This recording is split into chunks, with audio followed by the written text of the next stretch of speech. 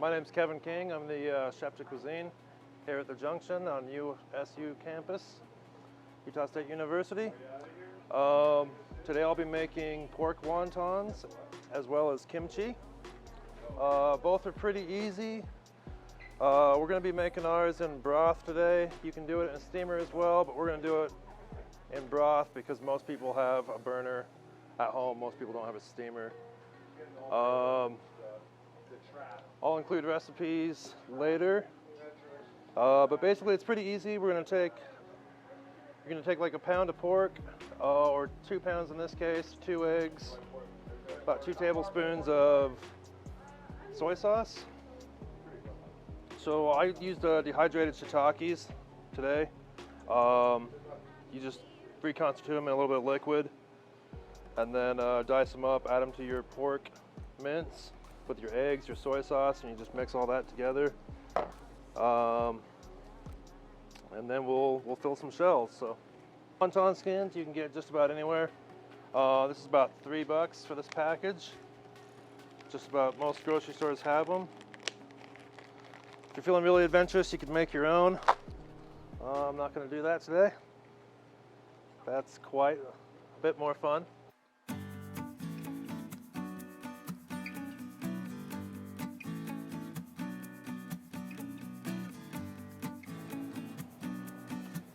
So then we just put a small amount in each one.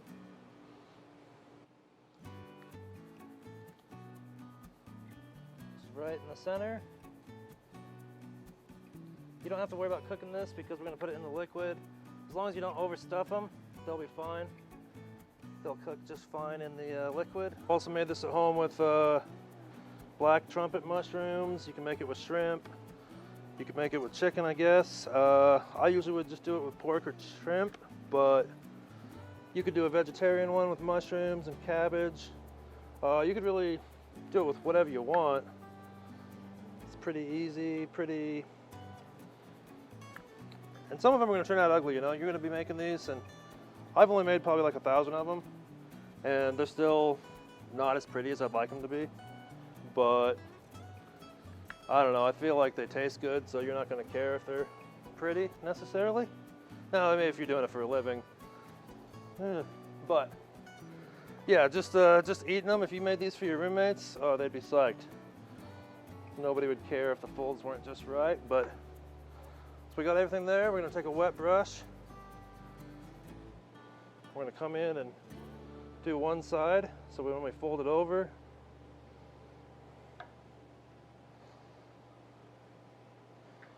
fold it over, press it real tight. If you stuff it too full, it'll rip, but it'll still taste delicious. But don't stuff it too full. It's just easier if you don't.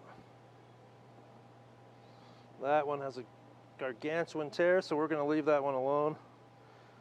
It'll blow up in our soup. But so yeah, in the colder months, I do these with the broth, serve them with the broth. In the warmer months, you don't need it, but still good if you want it. So then you're going to take a little bit of our water from our brush. We're going to dip the corners so we can fold it like a little ravioli kind of thing. So let's dip the corners so it's wet and it sticks to each other. Fold it.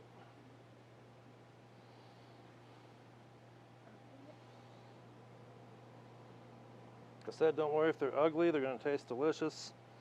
If they're too ugly, well, they're just too ugly. They're going to blow up, so don't use them. But like this one, we're just going to, that one's gone, but it's cool.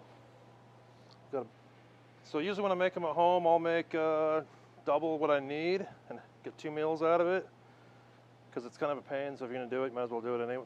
Do enough for 2 meals. You can freeze them. If you freeze them, the cooking process is a little bit different.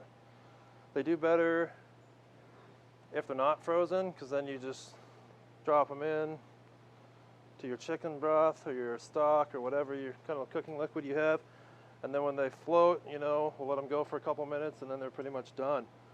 Now if you freeze them, it's going to lower the overall temperature of your broth, and it will take a lot longer. Sometimes it'll take way longer and you'll have to bring it back up, and then it will boil too hard. If it boils too hard, it damages your wontons. So then you got to put some cold water in and bring it back up to temp slowly. So I would say just don't do the frozen ones. Wait till you're good at the fresh ones before you do the frozen ones. So now we're just kind of waiting for these to start floating, come to the surface. We'll turn them. Probably 3 or 4 minutes. It's not too long. The shells are super thin, and we're putting a very small amount of meat, like a half tablespoon of meat in there, so it cooks pretty quick. It's been about 3 or 4 minutes. These are all floating now on the surface. They are done. If you cook them too long, of course, they're going to get super fragile and fall apart. You don't want that. So basically, once they start floating, let them go another 2 minutes and you'll be good.